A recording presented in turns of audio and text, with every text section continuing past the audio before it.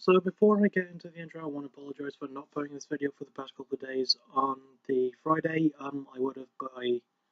went in with parents and I really didn't get back until quite late. And yesterday I would have done it and I was recording, but my nose sounded a bit nasally and I kept messing up everything pretty much. So yeah. So today, the video is going to come out. Obviously, you're watching it right now. This is just before I get to the intro of the episode. So yeah, here we go.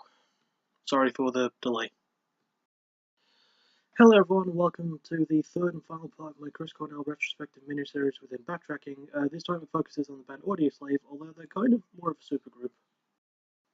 Consisting of Chris Cornell as lead singer, rhythm guitarist, being joined by Rage Against the Machine members Tom Morello on guitar, lead guitar to be precise, Tim Comfort on bass and Brad Walk on drums. The band came to life in 2001 after RATM's lead vocalist Zach De La Roca left them, which caused the breakup of that band. As Tim, Tom and Brad searched for a new vocalist, renowned producer and all-around awesome dude with awesome beard Rick Rubin suggested Chris Cornell. Despite the fact that Cornell was working on his second solo album at the time, he put that on the shelf to help out the other three. Good thing he did too, because it resulted in some greatness as short as that run was, and I'm about to say all about that run. It's Backtracking, and this time, it's Audioslave. So start off with Audioslave's self-titled debut album. Released in 2002 through Interscope and Epic Records and produced by the band themselves alongside Rick Rubin, it's their longest album at just barely an hour and 5.5 minutes. It's weird to think that their debut album would be that big, especially considering that the band themselves had formed only 1 year earlier, but there you go, I guess. Anyway, the meeting between Chris Cornell and the former Rage members went really smoothly as Rick played the Soundgarden song Slaves with Bulldozers for the latter party. They were instantly impressed with them, and not long after, they decided to meet up. Everything went well, even down to the writing process, with the band having written a total of 21 songs in just 19 days. That's really insane. Having said that, not all was good. 13 rough versions of rehearsal demos were shared via file sharing back when the album was called Civilian, 6 months before it was actually released. This frustrated the band, and understandably so, but things weren't helped by the fact that the band themselves was nearly split apart before the album's release. Cornell himself was dealing with alcohol issues, even having gone to rehab for 2 months and dealing with the destruction of his marriage, and yes, for those of you wondering, it is the same wife as it was for his first solo album, which I mentioned in the last Backtracking episode. Turns out that divorce can just be a major pain in the ass. Granted, it isn't helped by depressive attacks, alcohol abuse, and rehab. Just damn. If I didn't feel sorry for Chris Cornell before, I sure do now. Anyway, back onto the actual album. You'd expect the sound to be what Rage Against the Machine would sound like if Chris Cornell was their lead singer, but that's really not the case at all. The rest of the band already had a presence beforehand, as did Chris Cornell, and the fact that they got along so well behind the scenes, mostly Chris's personal life notwithstanding, it really did help to put out a really good album. And the album is good, and its hard rock / alternative / slightly funky feel blends together really well. Now I know what some people are thinking. When am I going to get to Kachis, which is pretty much the epitome of Audioslave in one song? Well, I'll agree with you. It is a good song, it's a very, very damn good song. However, and I had to research this to make sure for myself, Kachis actually wasn't my first Audioslave song. But we'll get to that a little bit later. And I've got to say something for you guys, right? Chris Cornell truly belts out of the park with that slight scream to his singing that I just love. His lyrics are slightly predictable, but he sounds like he's having a good time despite the personal issues surrounding him, so either way it's all good. Tom Morello is just a straight up damn good guitarist, experimenting with many different sounds and really pulling off some awesome solos and really nice riffs. Tim's signature bass has an awesome drive to it, building things up well. And Brad, in my opinion, never gets enough credit as a drummer, playing with great timing and patterns of his own, especially on this. Standout songs include What You Are, Shadow on the Sun, Getaway Car, Kachis, and my favourite in Show Me How to Live. Despite being a bit predictable, Audioslave's self-titled first effort is a solid one, combining great riffs, good scripture, and great production from the man himself that is Rick Rubin. I can't recommend this one. We then follow that up with the band's sequel, Out of Exile. Released in 2005, once again through Epic and Interscope, and produced once again by Audioslave and Rick Rubin, there are some changes behind the scenes for this one. Thankfully, though, they're more positive, even to the point where the band themselves admitted that they felt like things were more cohesive. More on that later, but I will agree with that statement for right now. Anyway, it's good to be able to admit that. It doesn't sound like Rage Against the Machine with Chris Cornell singing, and it doesn't sound like Soundgarden with Tom, Tim, and Brad as the main instrumentalist, Audioslave actually sound like their own entity in this one. Another positive of this is Chris's own voice, which Chris pointed out sounded a lot better because in the 3-year gap between this and Audioslave's debut, he'd given up drinking and smoking. That's 2 positives for the price of 1 right there, I'd say.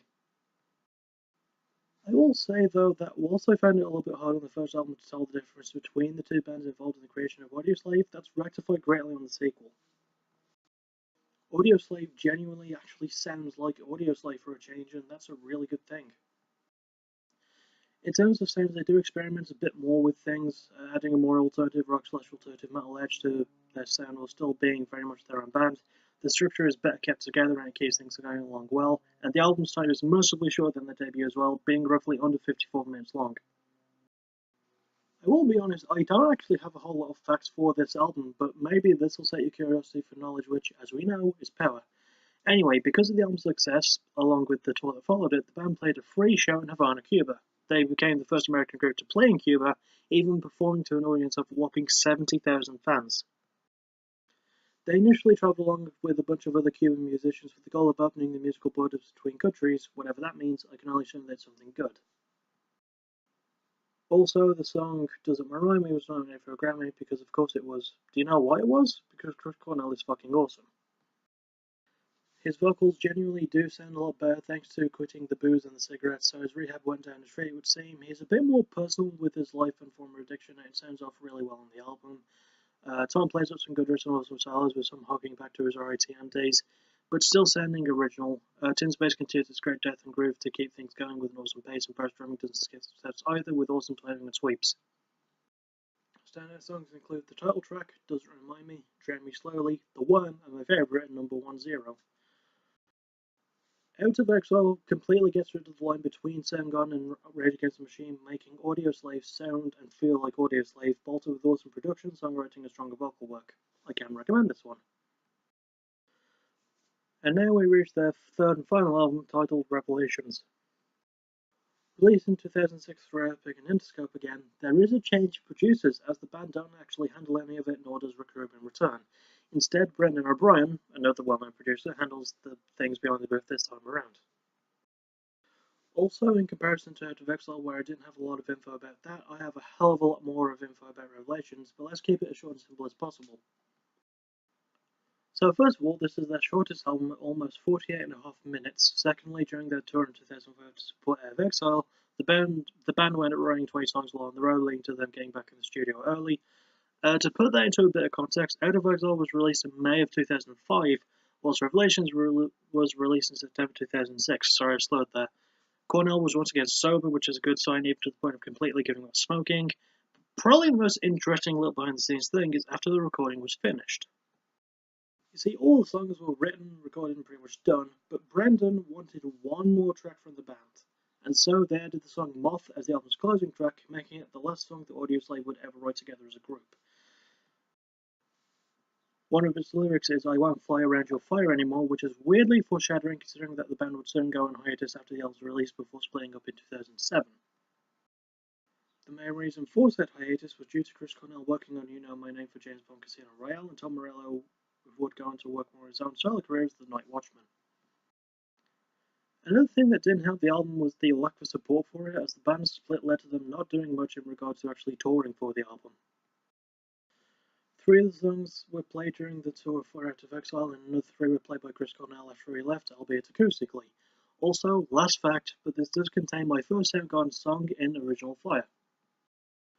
I remember it being one of my first music videos where it was live action, but it had that cool animation style where the people, band members in this case, were in black and white, and the background and graphics were all these really cool, vibrant colours, and it'd have stills of like famous moments happening and stuff like that.